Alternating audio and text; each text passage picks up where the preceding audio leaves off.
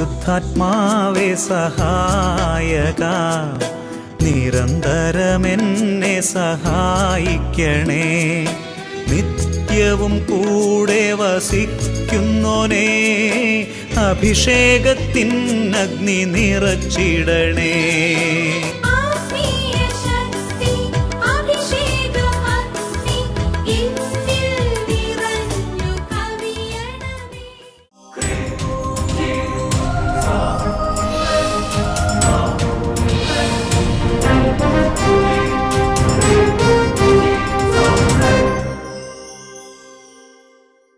Praise the Lord. Praise the Lord. Hallelujah.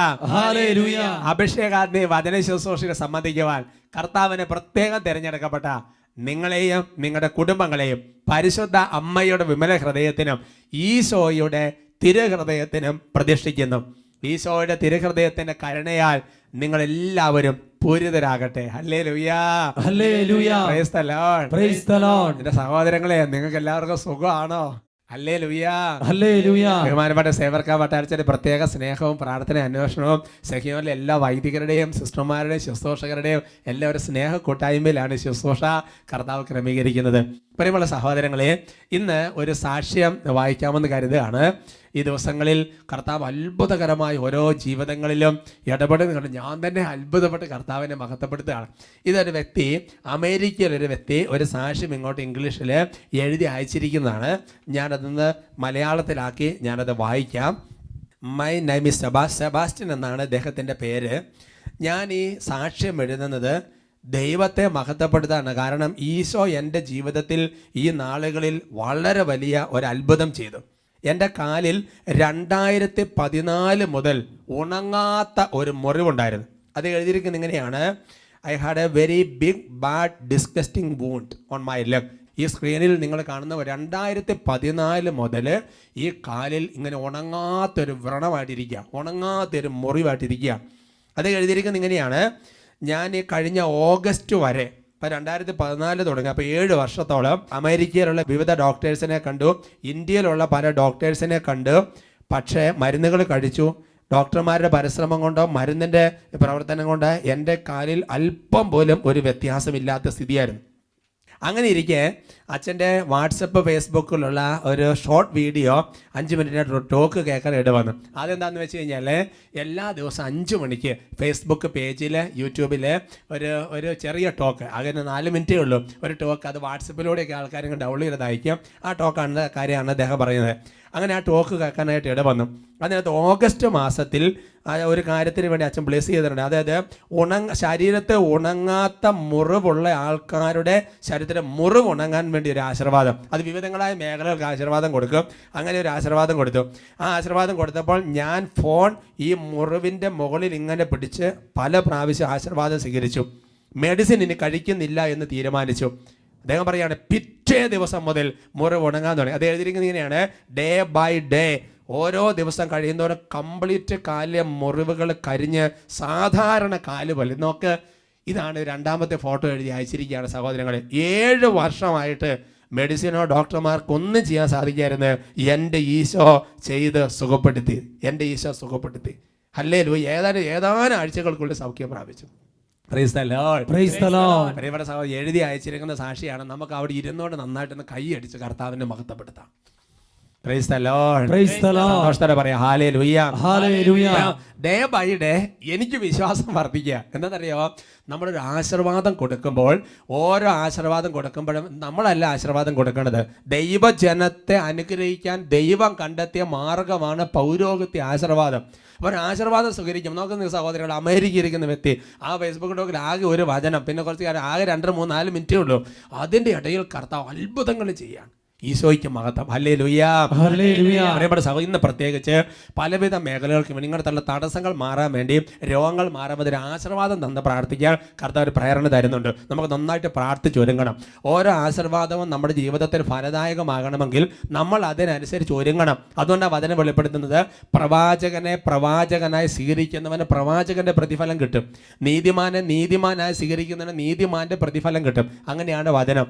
കർത്താവിൻ്റെ ആത്മാവ് അപ്പസ്തോലന്മാരെ അയക്കുമ്പോൾ വെളിപ്പെടുത്തി, നിങ്ങളെ സ്വീകരിക്കുന്നവൻ എന്നെയാണ് സ്വീകരിക്കുന്നത്, എന്നെ സ്വീകരിക്കുന്ന എന്നെ അയച്ചവനെയാണ് സ്വീകരിക്കുന്നത്. അപ്പോൾ അതുകൊണ്ട് ആര് കർത്താവിൻ്റെ നാമത്തിൽ ഒരു അനുഗ്രഹം തന്നാലും അതിലൊരു ദൈവകൃപ വർഷിക്കുമെന്ന് ഉറപ്പായിട്ട് അങ്ങ് വിശ്വസിക്കണം. ഹല്ലേലൂയാ. നമുക്ക് എഴുന്നേറ്റ് നിൽക്കാം. അത് നന്നായിട്ട് അങ്ങ് പ്രാർത്ഥിച്ച് ഒരുങ്ങിയിട്ട് നമുക്ക് ശുശ്രൂഷകളിലേക്ക് പ്രവേശിക്കാം. നന്നായിട്ട് അങ്ങോട്ട് സ്തുതിക്കാം. കുട്ടികളൊക്കെ ചാടി എഴുന്നേറ്റോ നന്നായിട്ട് സ്തുതിക്കാം. Hallelujah, hallelujah, hallelujah. യേശുവേ, ആരാധന, ആരാധന, ആരാധന, ആരാധന, ആരാധന, ആരാധന, ആരാധന, ആരാധന, ആരാധന. ഓ പ്രിയ പരിശുദ്ധാത്മാവേ, ഉച്ചതനായ ഈശോയിൽ നിന്ന് പുറപ്പെടുന്ന അത്ഭുതകരമായ ശക്തിയെ, സ്വർഗത്തിന്റെ അഭിഷേകമേ, കൃപയുടെ അഭിഷേകമേ, ഓ പ്രിയ പരിശുദ്ധാത്മാവേ, ഇപ്പോൾ കാര്യങ്ങൾ ഉയർത്തി പ്രാർത്ഥിക്കുന്ന ഈ സമൂഹത്തിലേക്ക് ആവസിക്കട്ടെ.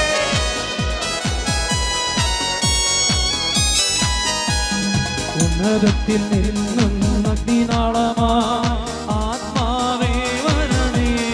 കൈകൾ അടിച്ച് ഉറകത്തിൽ പോയാൽ ഉപ്പായ എന്നെ ഉറങ്ങൂട്ടിയിടണമേ. നന്നായി കൈയടിച്ച്. ഉന്നതത്തിൽ നിന്നും അഗ്നിനാളമാ ആത്മാവേ വരണേ.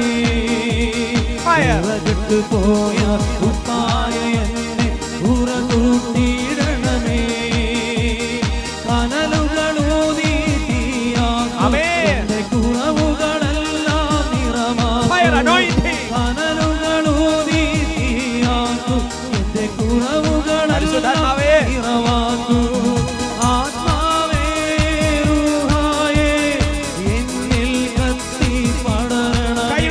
കൈയടിച്ച്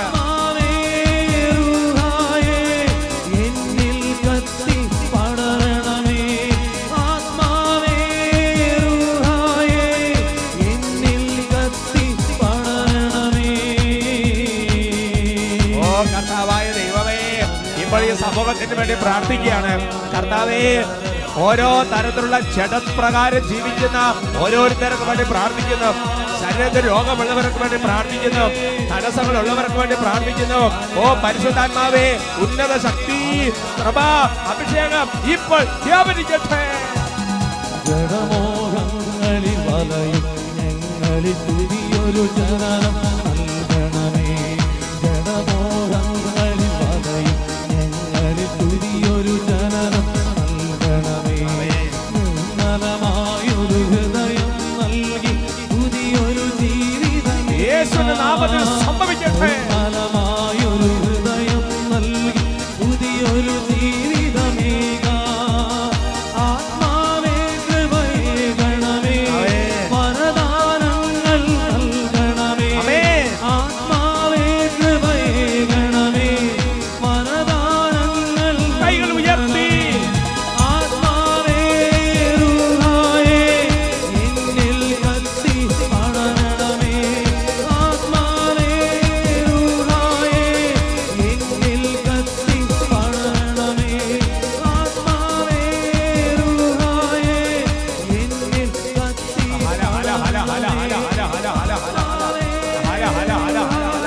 ഓ കർത്താവേ, ഇപ്പോൾ ഓരോ വ്യക്തികളെ ആശീർവദിക്കുന്നു. ഓരോ കുടുംബങ്ങളെ ഇപ്പോൾ ആശീർവദിക്കുന്നു. ഓ കർത്താവേ, നാളുകളായി ശരീരത്തിൽ നിന്ന് രോഗങ്ങൾ വിട്ടുമാറാതെ, കർത്താവേ, അലർജി രോഗങ്ങൾ, പലതരത്തിലുള്ള രോഗപീഠകൾ, ക്യാൻസർ രോഗങ്ങൾ, ചികിത്സയില്ലാത്ത രോഗപീഠകൾ, എത്ര മരുന്ന് കഴിച്ചിട്ട് വ്യത്യാസമില്ലാത്ത രോഗപീഠകൾ, ദൈവമേ, അങ്ങനത്തെ രോഗത്താൽ പീഡിപ്പിക്കപ്പെട്ടിരിക്കുന്ന ഓരോ വ്യക്തികളുടെ ശരീരത്തിലുള്ള രോഗപീഠങ്ങളോട് യേശുവിന്റെ നാമത്തിൽ കൽപ്പിക്കുന്നു, വിട്ടുപോവുക.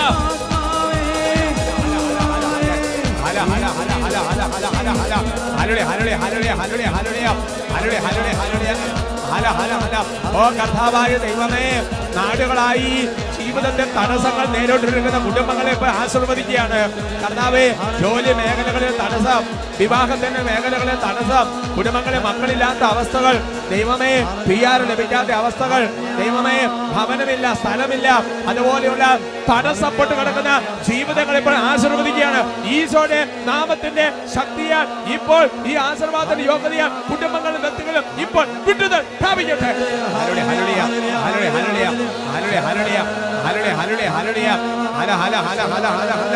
ഓ കർത്താവേ, പഠിക്കാൻ പറ്റുന്നില്ല, എത്ര ഇന്റർവ്യൂ നടത്തിയിട്ട് വിജയിക്കുന്നില്ല, മുന്നോട്ട് പോകാൻ പറ്റുന്നില്ല, പ്രത്യാശ നഷ്ടപ്പെട്ടു, നിരാശയ്ക്ക് അടിമപ്പെട്ടു, മരിക്കണം ചിന്തയോടുകൂടി കഴിയാണ്. ദൈവമേ, അങ്ങനെയുള്ള ജീവിതങ്ങൾ ഇപ്പോൾ ഈശോയുടെ നാമം വെച്ച് ആശീർവദിക്കുന്നു. യേശു നാമത്തിൽ കൽപ്പിക്കുന്നു, കെട്ടഴിഞ്ഞ് സിയോൻ പുത്രി നീ ഇപ്പോൾ വിടുതൽ പ്രാപിക്കുക. Hallelujah, hallelujah, hallelujah, hallelujah, hallelujah, ഹല ഹല ഹല ഹല ഹല. ഓ കർത്താവേ, നാളുകളായിട്ട് പ്രാർത്ഥിക്കാൻ പറ്റുന്നില്ല, സ്തുതിക്കാൻ പറ്റുന്നില്ല, ജപമാല എല്ലാം പറ്റുന്നില്ല, സംസാരിക്കാൻ തോന്നുന്നില്ല, ദൈവമേ പള്ളി കയറാൻ തോന്നുന്നില്ല. അതുപോലെ കർത്താവേ, കഷ്ടപ്പെട്ടിരിക്കുന്ന കുടുംബങ്ങളിൽ വ്യക്തികളെ ഇപ്പോൾ ഈശോയുടെ നാമത്തിൽ ആശീർവദിക്കുന്നു, യേശു നാമത്തിൽ കൽപ്പിക്കുന്നു, നീ കെട്ടഴിഞ്ഞ് വിടുതൽ പ്രാപിക്കുക. ആരാധന ആരാധന ആരാധന ആരാധന, ഹല്ലേലൂയ, ഹല്ലേലൂയ, ഹല്ലേലൂയ, ഹല്ലേലൂയ, ഹല ഹല. കർത്താവേ, കുടുംബങ്ങളിൽ കോപം, കലഹം, ഭിന്നത, വഴക്ക്, ദൈവമേ ഒരു സമാധാന സ്വസ്ഥതയില്ല, അതുപോലെ കഴിയുന്ന കുടുംബങ്ങളെ ഇപ്പോൾ ഈശോയുടെ നാമത്തിൽ ആശീർവദിക്കുകയാണ്. കുടുംബങ്ങളിലെ കലഹത്തിന്റെ, ഭിന്നതയും വഴക്കിന്റെ അരൂപികളെ യേശു നാമത്തിൽ ശാസിക്കുന്നു, ബന്ധിക്കുന്നു, വിട്ടുപോവുക. ആരാധന ആരാധന ആരാധന ആരാധന ആരാധന ആരാധന ആരാധന ആരാധന ആരാധന ആരാധന ആരാധന ആരാധന. കർത്താവേ, ഓരോ ആശീർവാദങ്ങളും കർത്താവ് അങ്ങ് ദയയും കരുണയും തോന്നി അങ്ങയുടെ വിശ്വസ്തത പ്രകാരം കൃപയാക്കി മാറ്റണേ കർത്താവേ, സൗഖ്യമാക്കി മാറ്റണേ കർത്താവേ, വിടുതലാക്കി മാറ്റണേ കർത്താവേ, സ്പർശിക്കണമേ ആത്മാവേ.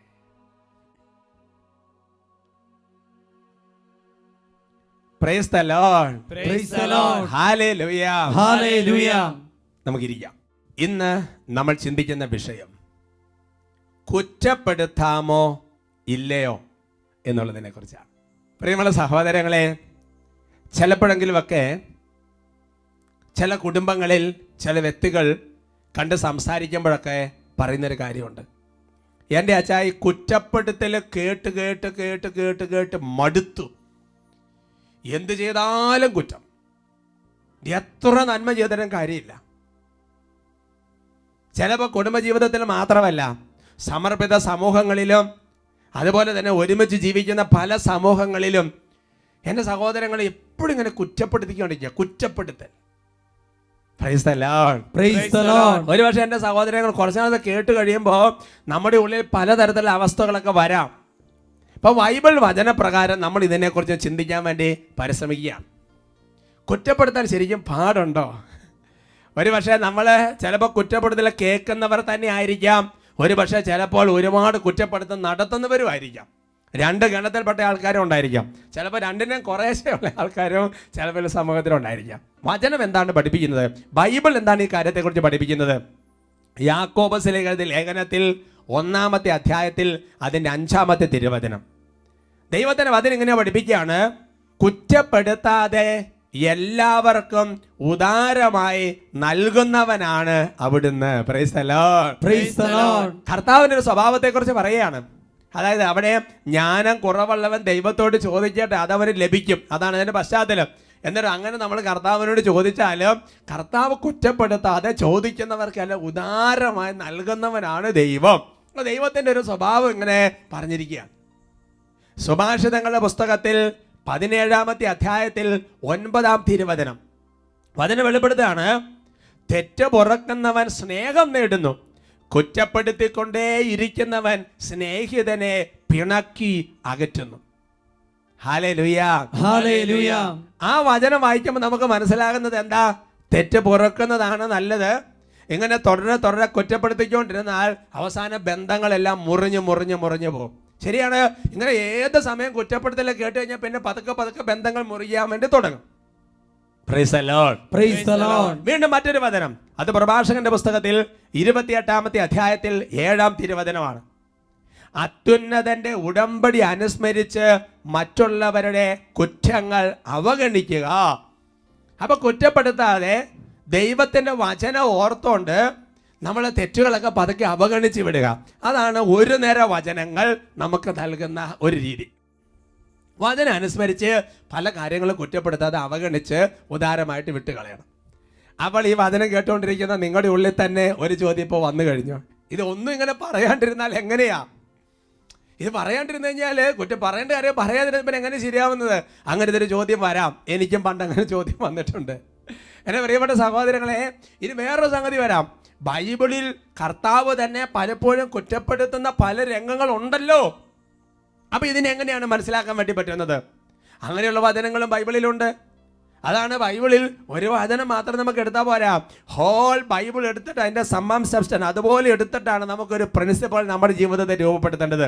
സുഭാഷിതങ്ങളുടെ പുസ്തകത്തിൽ 27-ാമത്തെ അധ്യായത്തിൽ 5-ാം തിരുവചനം, അവിടെ വചനം ഇങ്ങനെയാണ് രേഖപ്പെടുത്തിയിരിക്കുന്നത്: തുറന്ന കുറ്റപ്പെടുത്തലാണ് നിഗൂഢമായ സ്നേഹത്തെക്കാൾ മെച്ചം. ഹല്ലേലൂയാ, ഹല്ലേലൂയാ. ഒരുപാട് മനുഷ്യർ ഈ രീതിയാണ്, നേരെ വാ നേരെ പോ, ഉള്ള കാര്യം മുഖത്ത് നോക്കിയിട്ട് പറയുക. അപ്പൊ തുറന്ന കുറ്റപ്പെടുത്തലാണ് ഈ പറയുന്ന കുറ്റപ്പെടുത്താതെയൊക്കെ മറച്ചു വെച്ചോ അതൊക്കെ പുറത്ത് കാണിക്കാതെ ഒരു നിഗൂഢ സ്നേഹത്തിൽ നടക്കുന്നതിനേക്കാളും നല്ലത് അതാണ് എന്ന് എഗ്രി ചെയ്യുന്നവരാണ് നിങ്ങൾ പലരും എന്ന് ഞാൻ നിങ്ങൾ നേരിട്ട് കാണുന്നില്ലെങ്കിലും ഞാൻ മനസ്സിലങ്ങനെ മനസ്സിലാക്കുകയാണ്. Price the Lord, praise the Lord. അങ്ങനെ കുറ്റപ്പെടുത്തുന്നതിനെ കുറിച്ച് വീണ്ടും വചനമുണ്ട്. അത് പ്രഭാഷകന്റെ പുസ്തകത്തിൽ 11-ാമത്തെ അധ്യായത്തിന്റെ 7-ാം തിരുവചനമാണ്. അന്വേഷിച്ചറിയാതെ കുറ്റം ആരോപിക്കരുത്. ആദ്യ ആലോചന, പിന്നെ വേണം ശാസനം, പിന്നെ വേണം കുറ്റപ്പെടുത്തല്. അതുകൊണ്ട് ഒരു കാര്യം നമ്മൾ കേട്ട് കഴിയുന്ന ഉടനെ നമ്മൾ കൃത്യം അന്വേഷിച്ചറിയാതെ അങ്ങനെ കുറ്റപ്പെടുത്താൻ പാടില്ല. അപ്പം അതിൻ്റെ അർത്ഥം അന്വേഷിച്ചറിഞ്ഞ് അത്യാവശ്യത്തിന് കുറ്റപ്പെടുത്തൽ നടത്താം എന്നൊരു സൂചന ആ വചനത്തിലുണ്ട്. ഉറക്കെ പറയാം ഹല്ലേലൂയ, ഹല്ലേലൂയ. വീണ്ടും സുഭാഷിതങ്ങളുടെ പുസ്തകത്തിൽ 9-ാമത്തെ അധ്യായത്തിന്റെ 8-ാമത്തെ തിരുവചനം, അവിടെ വചനം ഇങ്ങനെയാണ് വെളിപ്പെടുത്തുന്നത്. അതായത് വിവേകിയെ കുറ്റപ്പെടുത്തുക, അവൻ നിന്നെ സ്നേഹിക്കും. വിവേകിയെ കുറ്റപ്പെടുത്തുക, അവൻ നിന്നെ സ്നേഹിക്കും. തൊട്ട് മുകളിലുണ്ട്, പരിഹാസകനെ കുറ്റപ്പെടുത്തരുത്, അവൻ നിന്നെ വെറുക്കും. അപ്പൊ ചില ആൾക്കാരെ കുറ്റപ്പെടുത്തിയിട്ടൊന്നും വലിയ കാര്യമില്ല. പക്ഷെ വിവേകമുള്ളവനാണെങ്കിൽ അവനെ കുറ്റപ്പെടുത്തിയാൽ ചില നന്മ ഉണ്ടാകും എന്ന് വചനം വെളിപ്പെടുത്തുക. ഒരു പക്ഷേ എൻ്റെ സഹോദരങ്ങളെ, കുറച്ചുകൂടെ നമുക്കിതിന് വെളിച്ചം കിട്ടുന്നത് പുതിയ നിയമത്തിലാണ്. എഫേസസ് ലേഖനത്തിൽ 5-ാമത്തെ അധ്യായത്തിൽ അതിൻ്റെ 11-ാം തിരുവചനം, അവിടെ വചനം ഇങ്ങനെയാണ്: അന്ധകാരത്തിൻ്റെ നിഷ്ഫലമായ പ്രവർത്തനങ്ങളിൽ പങ്കുചേരരുത്, പകരം അവയെ കുറ്റപ്പെടുത്തുവിൻ. എന്ന് പറഞ്ഞാൽ അന്ധകാരത്തിൻ്റെ പ്രവർത്തനം എന്ന് പറഞ്ഞാൽ പിശാചിൻ്റെ പ്രവൃത്തി, പാപത്തിൻ്റെ പ്രവൃത്തി, തിന്മയുടെ പ്രവൃത്തി. അതിനകത്ത് പങ്കുചേരുന്നില്ലെങ്കിൽ നിങ്ങൾ അതിനെ കുറ്റപ്പെടുത്തണം. അപ്പോൾ ഒരു അന്ധകാരത്തിൻ്റെ പ്രവൃത്തി നിനക്ക് ചുറ്റും നടക്കുന്നത് കണ്ടിട്ട് അതിനെക്കുറിച്ച് ഒന്നും മിണ്ടുന്നില്ലെങ്കിൽ അതിൻ്റെ അർത്ഥം എന്താ? ഞാൻ അതിനെ അനുകൂലിക്കുന്നു, നമുക്കതിനകത്ത് പങ്കുണ്ട് എന്നുള്ളതാണ് അതിൻ്റെ അർത്ഥം. Hallelujah, hallelujah. എന്നാൽ ബൈബിളിൽ തിരഞ്ഞെടുക്കപ്പെട്ട പലരും അങ്ങനെയല്ല. അവരങ്ങനത്തെ കാര്യങ്ങളൊക്കെ കാണുമ്പോൾ കൃത്യം കാര്യങ്ങൾ വെട്ടി തുറന്നങ്ങോട്ട് പറയുന്നുണ്ട്. നല്ല ഉദാഹരണം ലൂക്കായുടെ സുവിശേഷത്തിൽ 3-ാമത്തെ അധ്യായത്തിന്റെ 19-ാം തിരുവചനത്തിലുണ്ട്. യോഹന്നാൻ ഹെറോദേസ് രാജാവിനെ അവൻ്റെ സഹോദര ഭാര്യയായ ഹെറോദിയ നിമിത്തവും അവൻ ചെയ്തിരുന്ന മറ്റെല്ലാ ദുഷ്കൃത്യങ്ങളുടെ പേരിലും കഠിനമായി കുറ്റപ്പെടുത്തിയിരുന്നു. ഹല്ലേലൂയാ, ഹല്ലേലൂയാ. അപ്പോ സ്നാപക യോഹന്നാൻ ഹെറോദേസിന്റെ വഴിവിട്ട വഴികൾ കണ്ടപ്പോൾ ഒരു മയോ ഇല്ലാതെ ആ കാര്യങ്ങൾ അന്ധകാരത്തിന്റെ പ്രവൃത്തിയാണ്, ഇത് നിനക്ക് യോജിച്ചതല്ല, ഇത് വചനത്തിന് യോജിച്ചതല്ല, ഇത് ശരിയല്ല എന്ന് പറഞ്ഞ് കൃത്യമായിട്ട് പറഞ്ഞ് കുറ്റപ്പെടുത്തിയിരുന്നു. അപ്പൊ ഈ വചനങ്ങൾ വെച്ച് നോക്കുമ്പോൾ ചില കാര്യങ്ങൾ കുറ്റപ്പെടുത്തൽ തെറ്റില്ല എന്ന വചന സൂചന നൽകുന്നുണ്ട്. ഇതിനകത്ത് നമ്മൾ എങ്ങനെയാണ് ഇതിനൊക്കെ മനസ്സിലാക്കുന്നത്? കുറ്റപ്പെടുത്തലിന്റെ യഥാർത്ഥ കാരണം നമ്മൾ മനസ്സിലാക്കണം. ബൈബിളില് അപ്പസ്തോല പ്രവർത്തനങ്ങളില് 22-ാമത്തെ അധ്യായത്തിന് 30-ാം തിരുവചനം, അവിടെ പൗലോസ്ലിഹായെ സംബന്ധിച്ചുള്ള കാര്യമാണ്. യഹൂദന്മാർ അവൻ്റെ മേൽ കുറ്റാരോപണം നടത്തുന്നതിൻ്റെ യഥാർത്ഥ കാരണം കണ്ടുപിടിക്കാൻ ആഗ്രഹിച്ചുകൊണ്ട് പിറ്റേ ദിവസം സഹസ്രാധിപൻ അവനെ മോചിപ്പിച്ചു. എല്ലാ പുരോഹിത പ്രമുഖന്മാരും ആലോചന സംഘം മുഴുവനെ സമ്മേളിക്കാൻ അവർ കൽപ്പിച്ചു. പിന്നീട് പൗലോസിനെ കൊണ്ടുവന്ന് അവരുടെ മുമ്പിൽ നിർത്തി. ഹല്ലേലൂയാ, ഹല്ലേലൂയാ. എന്ന് പറഞ്ഞാൽ പൗലോസിന്റെ ആൾക്കാരിങ്ങനെ കുറ്റപ്പെടുത്തിക്കൊണ്ടിരിക്കുകയാണ്.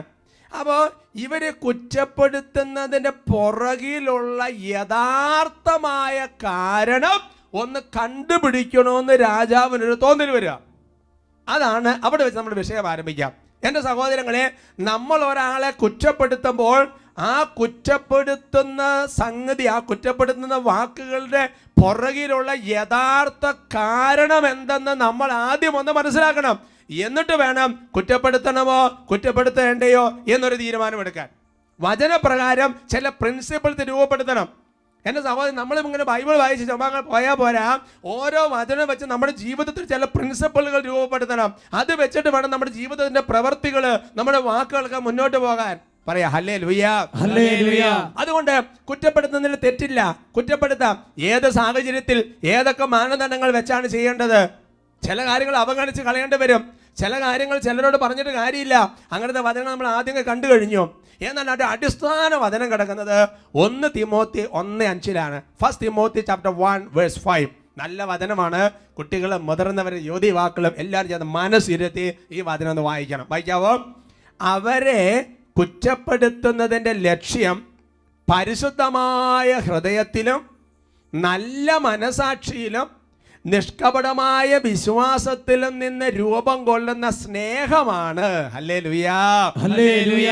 അപ്പൊ പൗലോസ്ലീഹ ചില ആൾക്കാർ ചില വ്യാജ പ്രബോധനങ്ങളുടെ പിന്നാലെയൊക്കെ പോയി അങ്ങനെ സഭയിൽ ചില പ്രശ്നങ്ങൾ ഉണ്ടായിക്കൊണ്ടിരിക്കുകയാണ്. അപ്പോൾ പൗലോസ്ലീഹ വളരെ കൃത്യമായിട്ട് ചില കാര്യങ്ങൾ പറഞ്ഞിട്ട് കുറ്റപ്പെടുത്തുകയാണ് അവരെ. അങ്ങനെ കുറ്റപ്പെടുത്തിയപ്പോൾ പൗലോസ്ലീഹ അതിനൊരു മാനദണ്ഡം വെച്ചിരിക്കുക. ഈ കുറ്റപ്പെടുന്നതിന്റെ മാനദണ്ഡം എന്ന് പറഞ്ഞാൽ എന്താണെന്നറിയാവോ? 1 പരിശുദ്ധമായ ഹൃദയം, 2 ശുദ്ധമായ മനസാക്ഷി, 3 നിഷ്കപടമായ വിശ്വാസം. അതിനകത്തുനിന്ന് രൂപം കൊള്ളുന്ന സ്നേഹമാണ് നമ്മളെ ഒരാളെ കുറ്റപ്പെടുന്നതിന്റെ അടിസ്ഥാനം. Price the Lord. Praise the Lord. അങ്ങനെയാണെങ്കിൽ ഒരാൾക്ക് കുറ്റപ്പെടുത്തണമെന്നുണ്ടെങ്കിൽ, മറ്റൊരാളെ കുറ്റപ്പെടുത്തണമെന്നുണ്ടെങ്കിൽ ആ വ്യക്തിക്ക് ഒരു പരിശുദ്ധമായ ഹൃദയം. ആരാണ് കുറ്റപ്പെടുന്നത്? ആ ഒരു പരിശുദ്ധമായ ഹൃദയമാണ്. 2 ക്ലിയർ കോൺഷ്യസ്, മനസാക്ഷി നല്ല ക്ലിയർ ആയിരിക്കണം. 3-മത്തേത് നിഷ്കപടമായ വിശ്വാസമാണ്. ഈ 3-ൽ നിന്നും രൂപം കൊള്ളുന്ന സ്നേഹമായിരിക്കണം കുറ്റപ്പെടുത്തുന്നത്. Praise the Lord. Praise the Lord. അവിടെ വലിയ മുറിവുകൾ ഉണ്ടാവില്ല, അവിടെ വലിയ വേദനകളൊക്കെ ഉണ്ടാകുന്നത് കുറച്ച് ഉണ്ടെങ്കിൽ പോലും അത് വലിയ പ്രശ്നമല്ല. എന്നാൽ പരിശുദ്ധമായ ഹൃദയം എന്ന് പറഞ്ഞാൽ ഹെബ്രായ ലേഖനത്തിൽ 12-ാമത്തെ അധ്യായത്തിന്റെ 15-ാം തിരുവചനം, ദൈവകൃപ ആർക്കും നഷ്ടപ്പെടാതിരിക്കാൻ ശ്രദ്ധിക്കുവിൻ, വിദ്വേഷത്തിന്റെ വേര് വളർന്ന് ഉപദ്രവം ചെയ്യാതിരിക്കാൻ സൂക്ഷിക്കുവിൻ, വിദ്വേഷം മൂലം പലരും അശുദ്ധരായി തീരുന്നു. ഹല്ലേലൂയ. ഹല്ലേലൂയ. അപ്പൊ എന്റെ നമ്മുടെ ഉള്ളിൽ ഒരാളോട് ഒരു താല്പര്യമില്ലായ്മ കിടക്കാൻ വിചാരിക്കുക, ഒരു ചെറിയ നീരസമുണ്ടെന്ന് വിചാരിക്കുക, ഒരു ചെറിയ വിദ്വേഷമുണ്ടെന്ന് വിചാരിക്കുക. അതവിടെ കിടക്കും. അതവിടെ കിടന്ന് വളർന്ന് നമ്മൾ അശുദ്ധരായിട്ട് തീരും. എൻ്റെ സഹോദരൻ, അങ്ങനെ ഒരാളോട് നമുക്കൊരു താല്പര്യക്കുറവുണ്ടെങ്കിൽ പലപ്പോഴും ആ വ്യക്തിയെ കുറ്റപ്പെടുത്തുമ്പോൾ ആ കുറ്റപ്പെടുത്തൽ വരുന്നത് ഒരു പരിശുദ്ധമായ ഹൃദയത്തിൽ നിന്നായിരിക്കുകയാണ്. പിന്നെയോ ആ വ്യക്തിയോടുള്ള നമ്മുടെ ഒരു ഇഷ്ടമില്ലായ്മയിൽ നിന്നാണത് വരുന്നതെങ്കിൽ ആ കുറ്റപ്പെടുത്തൽ ദൈവം അംഗീകരിച്ചിട്ടില്ല. അതാണ് ഒരു പരിശുദ്ധമായ ഹൃദയമായിരിക്കണം. ജോബിന്റെ പുസ്തകത്തിൽ 14-ാമത്തെ അധ്യായത്തിന്റെ 4-ാം തിരുവചനം, അശുദ്ധമായതിൽ നിന്ന് ശുദ്ധമായത് ഉണ്ടാക്കാൻ ആർക്കും കഴിയല്ല. അപ്പൊ നമ്മുടെ ഹൃദയം അശുദ്ധമാണെങ്കിൽ, നമ്മുടെ ഹൃദയം വിദ്വേഷത്തിൽ, വെറുപ്പില്, നമ്മുടെ ഹൃദയം അതുപോലത്തെ പാപ സാഹചര്യത്തിൽ കിടക്കുന്ന സംഗതിയാണെങ്കിൽ അതിനകത്തുനിന്ന് രൂപം കൊള്ളുന്നത് നിഷ്കളങ്കമായ സ്നേഹമായിരിക്കുകയല്ല. Praise the Lord. Praise the Lord. Hallelujah. Hallelujah. 2-ാമത്തെ സംഗതി എന്ന് പറയുന്നത്, ഒരാളെ കുറ്റപ്പെടുത്തണം. 1 നമുക്ക് പരിശുദ്ധമായ ഹൃദയം, 2 നല്ല മനസാക്ഷി. ഇതിനകത്തു നിന്നൊക്കെ രൂപം കൊള്ളുന്ന സ്നേഹമാണ് കുറ്റപ്പെടുത്തേണ്ടത്. മനസാക്ഷി പലതരത്തിലുള്ള മനസ്സാക്ഷി. ചില ആൾക്കാർക്ക് അടിച്ചമർത്തപ്പെട്ട മനസാക്ഷി എന്ന് പറഞ്ഞാൽ എന്താ സഹോദരങ്ങൾ എന്ന് പറഞ്ഞു കഴിഞ്ഞാൽ, ഒരു കാലഘട്ടത്തിൽ പല കാര്യങ്ങളിലും ഇങ്ങനെ ഒന്നും മിണ്ടാൻ പറ്റിയില്ല, പറയാൻ പറ്റിയില്ല, മനസ്സൊക്കെ അടിച്ചമർത്തപ്പെട്ട് അങ്ങനെ ചില സംഗതി ഉള്ളിൽ കിടക്കുവാണ്. അപ്പോൾ ഒരു സമയം വരുമ്പോൾ അങ്ങോട്ട് പുറത്തിയാടും. ചിലപ്പോൾ ഭയപ്പെട്ട മനസാക്ഷി എന്ന് പറഞ്ഞാൽ ഇതേ തുല്യം തന്നെ, എന്നാൽ ഒന്നും പറയാൻ പറ്റാത്തൊരവസ്ഥയായിരുന്നു. തെറ്റായ ബോധ്യങ്ങളുള്ള മനസാക്ഷി, സംശയ മനസാക്ഷി. അപ്പോൾ തെറ്റായ ബോധ്യം, അങ്ങനത്തെ ഉള്ള ഒരു ക്ലിയർ അല്ലാത്ത, അപ്പോൾ തെറ്റായ ബോധ്യങ്ങളുള്ള, ഭയപ്പെട്ട, സംശയ, അങ്ങനത്തെ ഉള്ള മനസാക്ഷിയുള്ള ഒരാണാണെങ്കിൽ എൻ്റെ സഹോദരങ്ങളെ ഈ കുറ്റപ്പെടുത്തലുകൾ കറക്റ്റ് ആയിരിക്കണമെന്നില്ല. കാരണം മനസാക്ഷിയിലാണ് ഒരാൾ ശരിക്കും ദൈവത്തിൻ്റെ സ്വരം ശ്രവിക്കുന്നത്. അവർക്ക് പറഞ്ഞ ഹല്ലേലൂയ. ഹല്ലേലൂയ. പിന്നെ നിഷ്കപടമായ വിശ്വാസം, കപടതയില്ലാത്ത ഈശോയിൽ നല്ല ക്ലിയർ വിശ്വാസം. ഇതിനകത്തുനിന്ന് രൂപം കൊള്ളുന്ന സ്നേഹമാണ് എൻ്റെ പ്രിയപ്പെട്ട സഹോദരങ്ങളെ കുറ്റപ്പെടുത്തലിൻ്റെ അടിസ്ഥാനപരമായിട്ട് വരേണ്ട സംഗതി. നിങ്ങൾ ചിന്തിച്ചു നോക്ക്. അപ്പോൾ നമ്മൾ മറ്റുള്ളവരെ ഇപ്പം നിങ്ങൾ ജീവിത പങ്കാളിയെ കുറ്റപ്പെടുത്തുന്നത് കരുതുക, മക്കളെ കുറ്റപ്പെടുന്നത് കരുതുക, അല്ലെങ്കിൽ മാതാപിതാക്കന്മാരെ കുറ്റപ്പെടുന്നത് കരുതുക. ഇനിയിപ്പോൾ എന്താ, ഓക്കെ, വികാരിച്ചനെ വേണമെങ്കിൽ അങ്ങനെ. ആരെയാണ് നമ്മൾ കുറ്റപ്പെടുത്തുന്നത്? ആ വ്യക്തിയെ കുറ്റപ്പെടുത്തുമ്പോൾ നമ്മൾ ഓർക്കണം, ഇത് എവിടുന്ന രൂപം കൊണ്ടത്. ഇപ്പൊ ചില കൊടുങ്കാറ്റുകളൊക്കെ ബംഗാൾ ഉൾക്കടൽ അല്ലെങ്കിൽ ഇന്ന സ്ഥലത്തൊക്കെ രൂപം കൊണ്ടെന്ന് പറയുന്ന പോലെ ഇത് എവിടുന്ന രൂപം കൊണ്ടെന്ന് ഓർക്കണം. ഇതൊരു പരിശുദ്ധമായ അവിടുന്നാണോ? പരിശുദ്ധമായ ഒരു മനസാക്ഷിയിൽ നിന്നാണോ? നിഷ്കളങ്കമായ വിശ്വാസത്തിൽ നിന്ന് ഒരു സ്നേഹമാണോ? ഞാൻ അന്ന് എത്ര തവണ നിന്നോട് പറഞ്ഞതാ, ഓർക്കുന്നുണ്ടോ ഞാൻ പറഞ്ഞെന്നൊക്കെ പറഞ്ഞ് ചിലപ്പോൾ ചില കാര്യങ്ങൾ പറയും അല്ലേ? അത് സ്നേഹമാണോ അതോ അവനവൻ പറഞ്ഞ കാര്യം തന്നെ സ്ഥാപിക്കാനുള്ള വ്യഗ്രതയിൽ നിന്നാണ് കുറ്റപ്പെടുത്തൽ വരുന്നത്? അതോ എൻ്റെ സഹോദരൻ മറ്റുള്ളവരെ കീഴ്പ്പെടുത്താനുള്ള താല്പര്യമാണ് കുറ്റപ്പെടുത്തലിന് അടിയിൽ കിടക്കുന്നത്? അവർക്ക് പറയാം ഹല്ലേലൂയ. എന്താണ് ഇതിന് അടിയിൽ കിടക്കുന്നത് മനസ്സിലാകണം. മർക്കോസിന്റെ സുവിശേഷത്തിൽ 14-ാമത്തെ അധ്യായത്തിന് 3 മുതൽ 5 വരെയുള്ള തിരുവചനങ്ങൾ. അവൻ ബഥാനിയായിൽ കുഷ്ഠരോഗിയായ ശിമിയോന്റെ വീട്ടിൽ ഭക്ഷണത്തിനിരിക്കവേ ഒരു വെൺകൽ ഭരണി നിറയെ വിലയേറിയ ശുദ്ധ നാർദിയ സുഗന്ധ തൈലവുമായി ഒരു സ്ത്രീ അവിടെ വന്ന് അവൾ ഭരണി തുറന്ന് അത് അവന്റെ ശിരസിൽ ഒഴിച്ചു. അവിടെ ഉണ്ടായിരുന്ന ചിലർ അമർഷണത്തോടെ പരസ്പരം പറഞ്ഞു, ഈ തൈലം പാഴാക്കി കളഞ്ഞു എന്തിന്? ഇത് 300-ലധികം ദനാറയ്ക്ക് വിറ്റ് ദരിദ്രർക്ക് കൊടുക്കാമായിരുന്നില്ലേ? അവർ അവളെ കുറ്റപ്പെടുത്തി. ഹല്ലേലൂയാ. ഇതേ കാര്യം തന്നെ മറ്റൊരു സുവിശേഷത്തിൽ യൂദാസ് ഇതേപോലെ കുറ്റപ്പെടുത്തി പറയുന്നുണ്ട്. പക്ഷെ എന്താ കാരണം? ഈ യൂദാസ് കുറ്റപ്പെടുത്താൻ കാരണം എന്താ? യൂദാസ് ഒരു കള്ളനായിരുന്നത് കൊണ്ടും ആ പണസഞ്ചിയിൽ നിന്ന് പണം എടുത്തിരുന്നത് കൊണ്ടും അല്ലാതെ ദരിദ്രനുള്ള സ്നേഹം കൊണ്ടല്ല കുറ്റപ്പെടുത്തല്. അപ്പൊ ഈ കുറ്റപ്പെടുത്തൽ ഒറിജിൻ എവിടെയാ? പരിശുദ്ധമായ സംഗതിയാണോ വരുന്നത്? ശുദ്ധ മനസാക്ഷി നിന്നാണോ വരുന്നത്? നിഷ്കപടമായ വിശ്വാസത്തിൽ നിന്നാണോ വരുന്നത്? അതിനകത്ത് രൂപം കൊണ്ട് സ്നേഹമാണോ കുറ്റപ്പെടുത്തൽ? അല്ലല്ലോ. അതുകൊണ്ട് എന്റെ പ്രിയപ്പെട്ട സഹോദരങ്ങളെ, കുറ്റപ്പെടുത്തുമ്പോൾ ഈ 3 കാര്യത്തിൽ നിന്ന് രൂപം കൊള്ളുന്ന സ്നേഹമാണ് എങ്കിൽ ഓക്കെ. അതാണ് മാതാപിതാക്കന്മാർ ചിലപ്പോൾ മക്കളെ കുറ്റപ്പെടുത്തുമ്പോൾ ഈ 3 കാര്യത്തിന് രൂപം കൊണ്ടുവന്ന സ്നേഹം കൊണ്ടാണ് കുറ്റപ്പെടുന്നെങ്കിൽ ഓക്കെ, വചനപ്രകാരം അത് കറക്റ്റ് ആണ്. ഒരുമിച്ച് പറയാം ഹല്ലേലൂയ. Price the Lord. പഴയ നിയമത്തിന്റെ സംഭവം നിങ്ങളെ ശ്രദ്ധയപ്പെടുത്താം. മക്കബാരുടെ 2-ാമത്തെ പുസ്തകത്തിൽ 4-ാമത്തെ അധ്യായത്തിൽ 5-ാം തിരുവചനം. അവിടെ പറയാണ്, ആരെയും കുറ്റപ്പെടുത്താനല്ല, ജനത്തിന്റെ പൊതു നന്മയും വ്യക്തിപരമായ നന്മയും ലക്ഷ്യമാക്കി അവൻ രാജാവിനെ സമീപിച്ചു. ഓനിയാസ് എന്ന് പറയുന്ന ഒരാളെ കുറിച്ചാണ് ഈ വചനം. രാജാവ് ഇടപെട്ടില്ലെങ്കിൽ പൊതുകാര്യങ്ങൾ സമാധാനപരമായി ഒത്തുതീർപ്പിൽ എത്തുകയില്ലെന്നും ശിമയോൻ അവിവേകം അവസാനിപ്പിക്കുകയില്ലെന്നും അവൻ മനസ്സിലാക്കിയത് കൊണ്ടാണ് ഇങ്ങനെ ചെയ്തത് എന്ന് പറഞ്ഞാൽ വലിയൊരു പ്രതിസന്ധി അവിടെ വരും. എന്ന് പറഞ്ഞാൽ ഈ ഓനിയാസിനെതിരെ ഒരുപാട് പ്രശ്നങ്ങൾ പറഞ്ഞുകൊണ്ടിരിക്കുകയാണ്. അതുകൊണ്ട് ഓനിയാസ് വേണ്ട പോട്ടെ വിചാരിച്ചത്. പക്ഷേ പൊതു നന്മയെ കരുതി പിന്നെ ഓനിയാസ് പോയി രാജാവിനെയൊക്കെ കണ്ട കാര്യങ്ങൾ ധരിപ്പിക്കുകയാണ്. Price the Lord. അപ്പൊ അതെന്താ? ഓനിയാസ് തന്നെ പറയാണ്, ഇത് ആരെയും കുറ്റപ്പെടുത്താൻ വേണ്ടിയിട്ടല്ല. Price the Lord. പിന്നെയോ ഇത് രൂപം കൊണ്ടുവന്നൊരു സ്നേഹമാണ് സഹോദരങ്ങളെ. പൗലോസിലേക്ക് ഇതേപോലെ പറഞ്ഞിട്ടുണ്ട് കൊരിന്തോസ് ലേഖനത്തിൽ 2 കൊരിന്തോസ് 7-ാമത്തെ അധ്യായത്തിൽ 2-3 തിരുവചനങ്ങൾ. നിങ്ങളുടെ ഹൃദയത്തിൽ ഞങ്ങൾക്ക് ഇടമുണ്ടായിരിക്കട്ടെ. ഞങ്ങൾ ആരെയും ദ്രോഹിച്ചിട്ടില്ല, ആരെയും മുറിപ്പെടുത്തിയിട്ടില്ല, ആരെയും വഞ്ചിച്ചിട്ടുമില്ല. നിങ്ങളെ കുറ്റപ്പെടുത്താനല്ല ഞാനിത് പറയുന്നത്. ഒന്നിച്ച് മരിക്കാനും ജീവിക്കാനും വേണ്ടി നിങ്ങളെ ഞങ്ങളുടെ ഹൃദയത്തെ പ്രതിഷ്ഠിച്ചിരിക്കുകയാണെന്ന് ഞാൻ നേരത്തെ പറഞ്ഞല്ലോ. അപ്പൊ സ്ലീഹ പറയുമ്പോൾ എന്താ? പരിശുദ്ധമായ ഹൃദയം, നിഷ്കളങ്കമായ മനസാക്ഷി, പിന്നെയോ നിഷ്കപടമായ വിശ്വാസം, അതിൽ നിന്ന് രൂപം കൊണ്ട സ്നേഹം കൊണ്ടാണ് സ്ലീഹ ഇത് പറയുന്നത്. ഇത് തന്നെയാണ് ഈശോ ചെയ്യുന്നത് മാർക്കോസ് 16-14. പിന്നീട് അവർ 11 പേർ ഭക്ഷണത്തിനിരിക്കുമ്പോൾ അവൻ അവർക്ക് പ്രത്യക്ഷപ്പെട്ടു. ഉയർപ്പിക്കപ്പെട്ടതിന് ശേഷം തന്നെ കണ്ടവരെ വിശ്വസിക്കാത്തത് നിമിത്തം അവരുടെ വിശ്വാസരാഹിത്യത്തെ ഹൃദയകാഠിന്യത്തെ അവൻ കുറ്റപ്പെടുത്തി. ഈശോ കുറ്റപ്പെടുത്താൻ എന്താ കാരണം? ഈശോയിൽ രൂപം കൊണ്ട സ്നേഹമാണ് കുറ്റപ്പെടുത്തലായിട്ട് വരുന്നത്. അവർക്ക് പറഞ്ഞ ഹല്ലേലൂയ. അതുകൊണ്ട് എൻ്റെ സഹോദരങ്ങളെ, ജീവിതത്തിൽ ഏത് പ്രവൃത്തി ചെയ്യുമ്പോഴും വചനം ഒരു മാനദണ്ഡമായി എടുക്കുക. കർത്താവ് അനുഗ്രഹിക്കട്ടെ.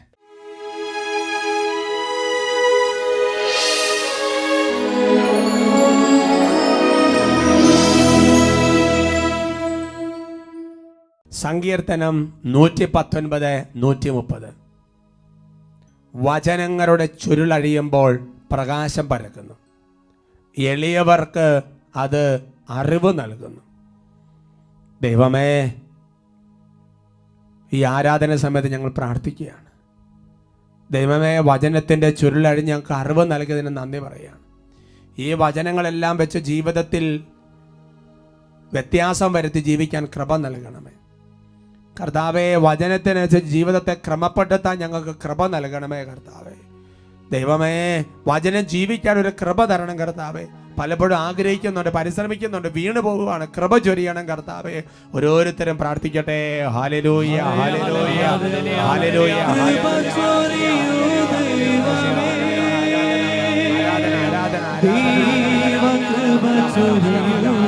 വചനം ജീവിക്കാൻ കൃപ നൽകണമേ. ആത്മാവേ, ആത്മാവേ കൃപ ചൊരിയൂ. കൈകൾ ഉയർത്തി ഉച്ചത്തിൽ വിളിക്കുന്നു. കൃപ ചൊരിയൂ ദൈവമേ, ദൈവ കൃപ ചൊരിയൂ. ആഗ്രഹിച്ച് പ്രാർത്ഥിക്കുന്നു. കൃപ ചൊരിയൂ